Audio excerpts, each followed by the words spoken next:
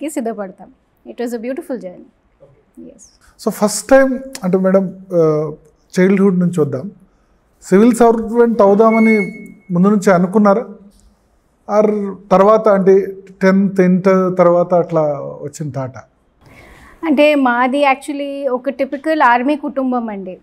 So మేము కంటోన్మెంట్స్లో మా childhood ఎక్కువ కంటోన్మెంట్స్లో మేము గడిచాం. సో అక్కడ అంత ఎక్స్పోజర్ లేదు ఫ్రాంక్లీ.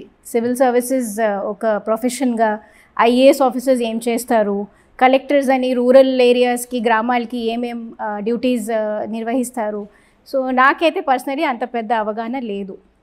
సో జనరలీ నేను ఇఫ్ ఐ రిమెంబర్ రైట్ ఒక గ్రాడ్యుయేషన్ టైంలోనే ఆ థాట్ ఒకటి మా నాన్నగారు సజెస్ట్ చేశారు.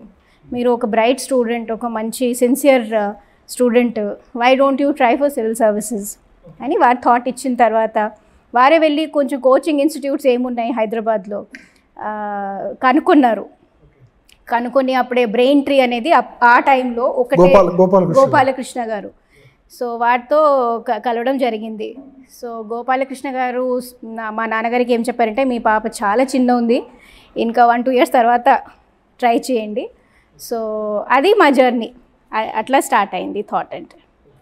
సో నేను మీ ట్విట్టర్లో పోస్ట్ చేశారు మీ ఇంటర్ మార్క్స్ చూసాను.